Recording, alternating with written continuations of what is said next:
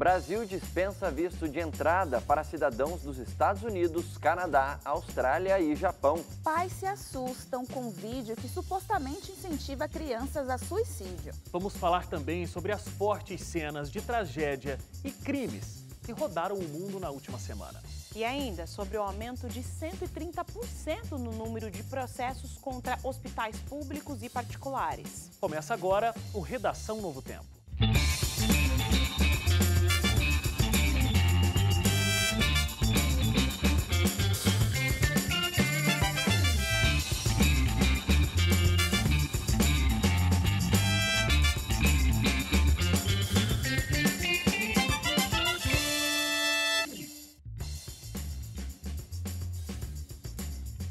Olá, começa o nosso Redação Novo Tempo. Muito obrigado pela sua audiência, obrigado porque você está aqui com a gente.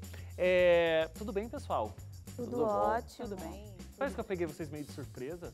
Poxa, eu não estava esperando, eu estava aqui passando nesse estúdio e de repente, opa, vai começar o programa. Tá me zoando? Foi inesperado. Eu percebi, mas assim... Uma zoeirinha. Tudo bem.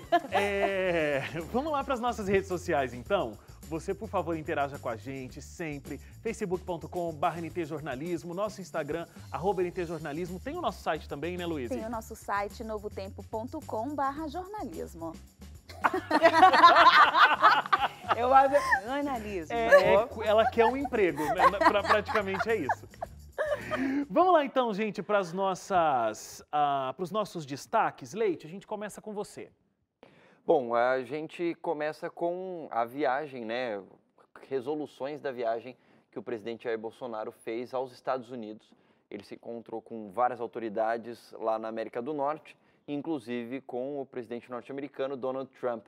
E duas das resoluções ou decisões que foram divulgadas e oficializadas por lá é o que a gente vai comentar agora. A primeira tem a ver com a isenção de vistos para cidadãos dos Estados Unidos, Canadá, Japão e Austrália.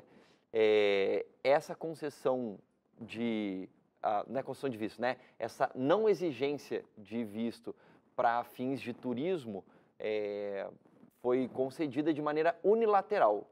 Porque até esse momento, o Departamento, né, de Relações Internacionais do Governo Federal, o Itamaraty, sempre teve a seguinte regra: a gente só isenta de visto aqueles países que isentam o Brasil também de visto de turismo.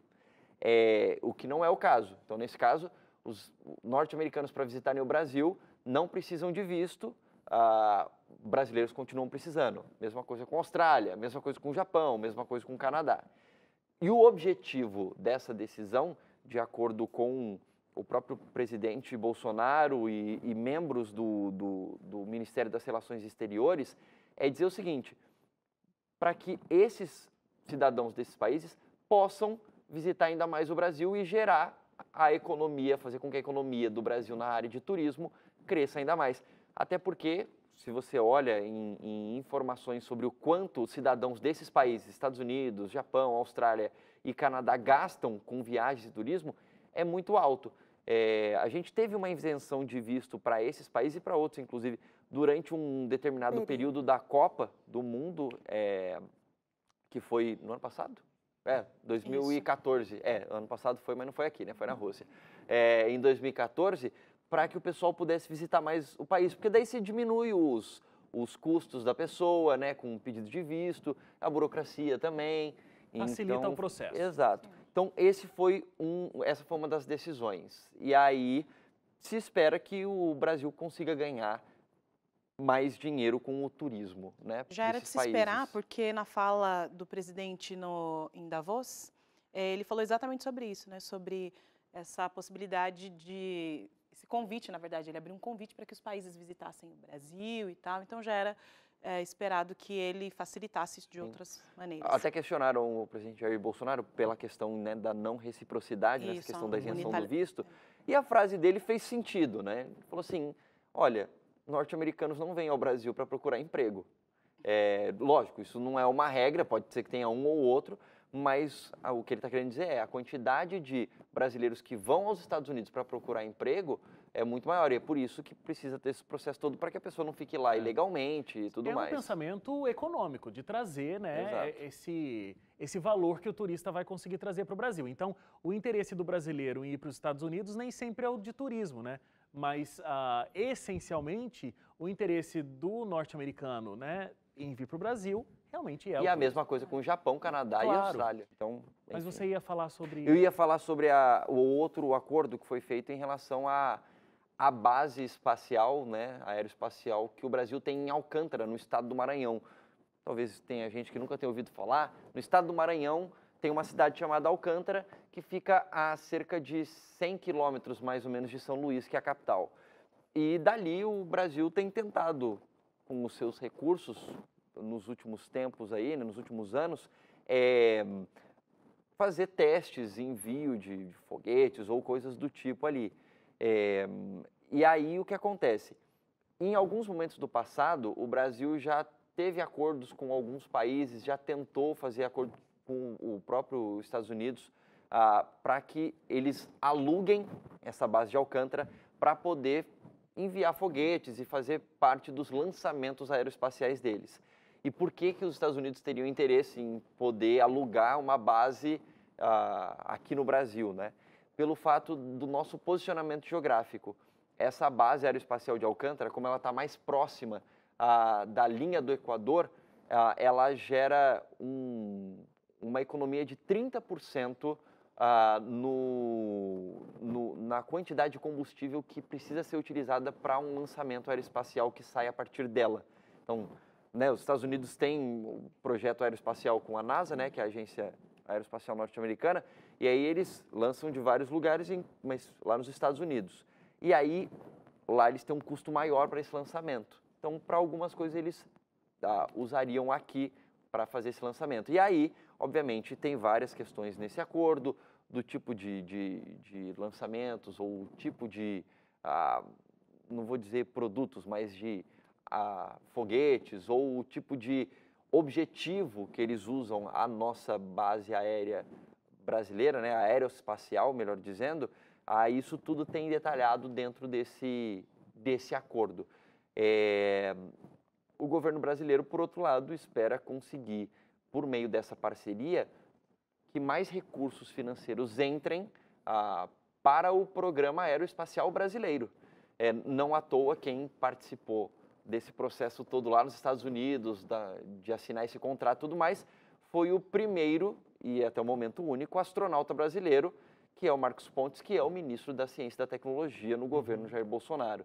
Então, obviamente, ele, por ser um astronauta, também tem interesse, né, no desenvolvimento. Compreende o processo e sabe as vantagens para o Brasil. E entende que avalia como sendo importante investir nisso aqui no Brasil. E essa parceria, ele entende que vai ser importante para o desenvolvimento da ciência brasileira. Muito bom. Luiz, casamentos em situações em que esses marido e mulher vão ser menores. Casamento entre menores de idade.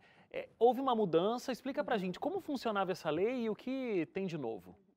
Antes a lei funcionava, a ideia era o seguinte, para não existir supostas acusações de estupro e de interesses, né, de você pegar aquela criança ali, de gravidez precoce, enfim, de você acusar a pessoa desse tipo de conduta, a ideia era você permitir o casamento para que isso fosse descartado.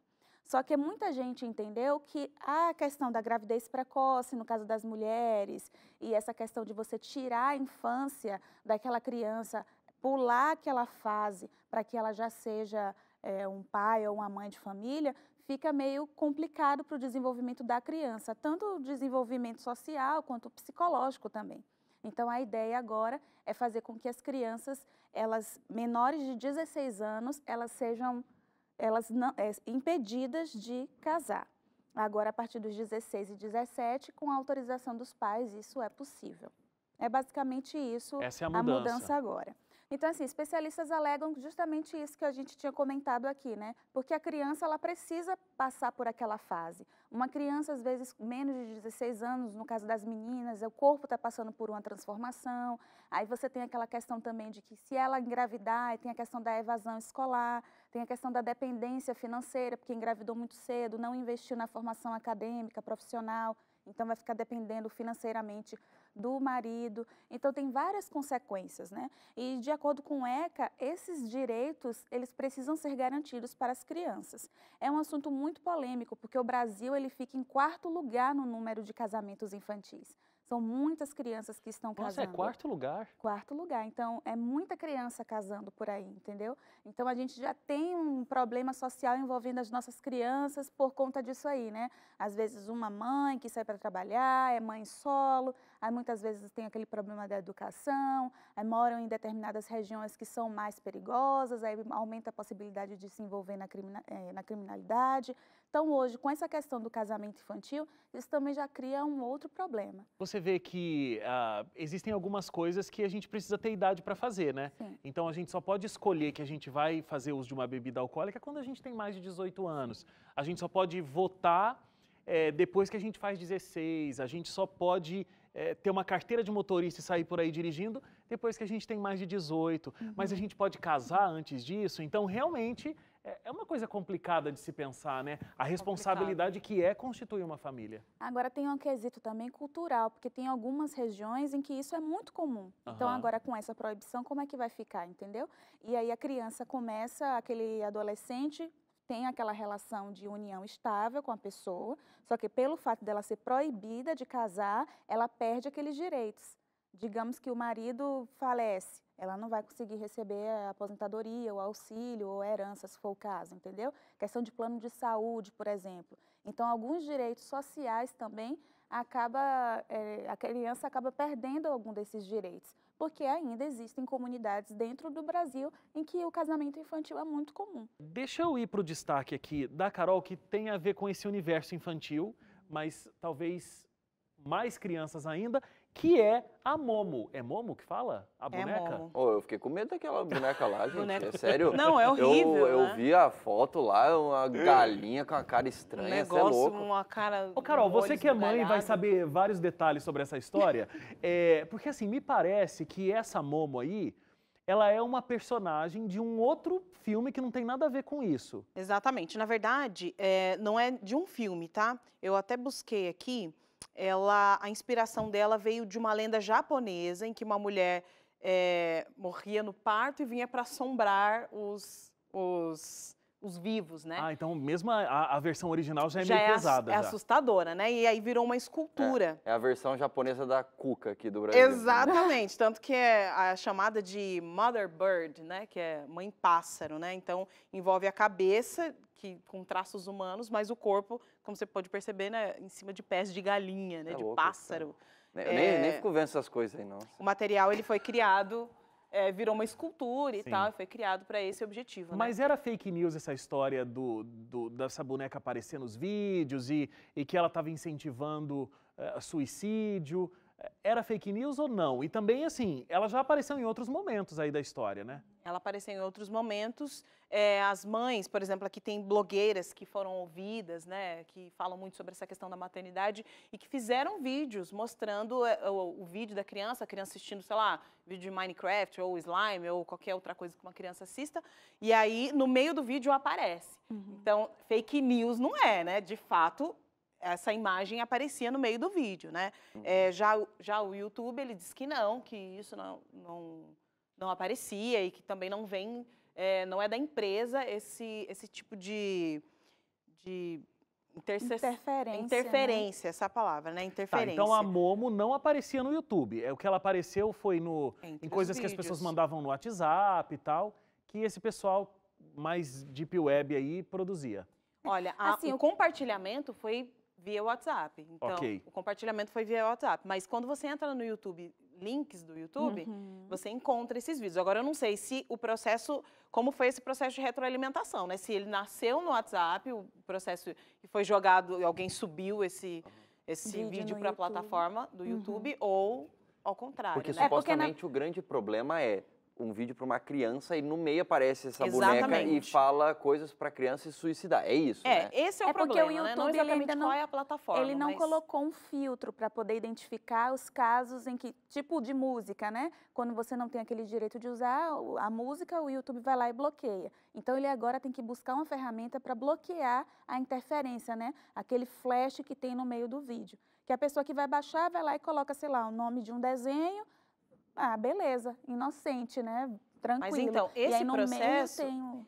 como o YouTube ele consegue chegar até esse tipo de vídeo? Quando você sinaliza ali, né? Você Isso. coloca ali como indevido. Só que quando você não coloca como indevido, ao contrário disso, você compartilha, coloca nas redes sociais e comenta, mas nunca coloca lá que é indevido, como é que a YouTube empresa vai vai descobrir, encontrar né? esse material indevido, né? Então, os especialistas, eles focaram exatamente nisso. A gente está tão preocupado em divulgar, em publicar, em falar sobre, mas não em eliminar esse vídeo do sistema do canal, né, da empresa. Agora, o que parece que aconteceu é que assim, as pessoas falaram que estava rodando muito nos vídeos do YouTube, mas ninguém estava compartilhando de fato um link do YouTube. O que estava compartilhando era um vídeo pelo WhatsApp e tal, e que lá no meio aparecia a tal da Momo. Exatamente, o compartilhamento do WhatsApp. Eu não estou dizendo que isso, de fato, surgiu no YouTube ou algo parecido, né? O que as reportagens falam mesmo é exatamente isso. O compartilhamento foi via WhatsApp, outros canais, e depois, aí você encontrou no Facebook, você encontrou esse vídeo em outros lugares, porque as pessoas compartilham mesmo, né? E ao invés de segurar esse tipo de conteúdo, publica mais, né? Mobiliza. E Agora, aí, mais Carol, aumenta. Começou.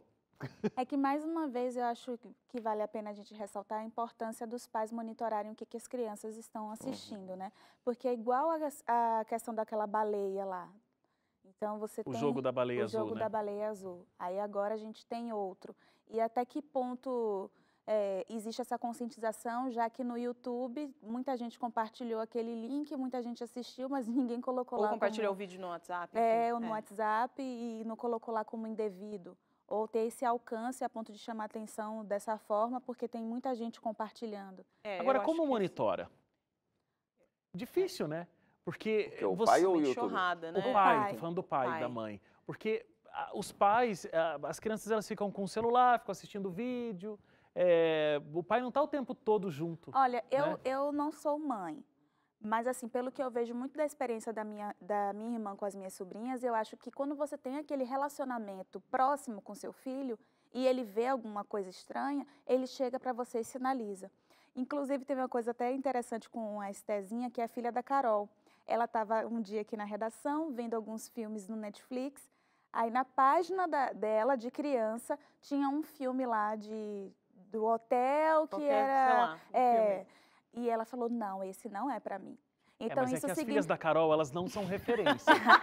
Elas não são referências. É porque a mãe é um pouco... Elas foram na minha casa e elas pareciam princesas indo ao chá da rainha da Inglaterra. Então, assim... Não... Elas têm uma mãe um pouquinho mais brava. Não, elas não são, não vou falar, podem ser não referência. é um padrão, né? Então, mas eu no acho caso, que as minhas isso... filhas, elas não assistiram, não tiveram alcance. Um dia eu posso contar tudo o que aconteceu ali, para vocês terem noção. Não pode contar. Eu acho que é a partir disso, entendeu? Hoje, muitos pais terceirizaram o cuidado à internet. Ah, eu tô aqui tentando trabalhar, e o menino tá enchendo o saco. Peraí, coloca aqui o vídeo. Isso acontece muito, né? É muito complicado isso, eu não julgo. Porque eu não consigo julgar, porque, assim, é difícil você tirar a internet dessas crianças. É difícil, exatamente como o Wagner falou, às vezes você tem ali, eu não estou falando exatamente do vídeo da mão, mas você baixa ali o aplicativo do YouTube Kids. Pronto, vamos dizer que está resolvido o seu problema, porque ali não tem propagandas que...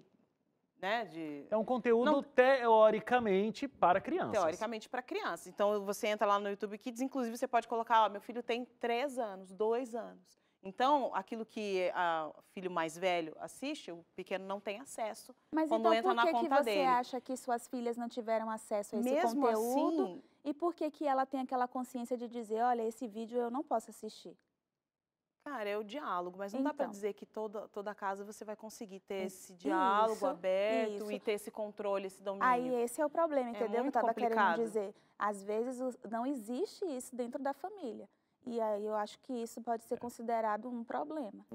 Acho complicadíssimo essa história de como as coisas avançaram e a autonomia que as crianças têm em escolherem, em clicarem, assistirem e tal, e ninguém tá vendo, né?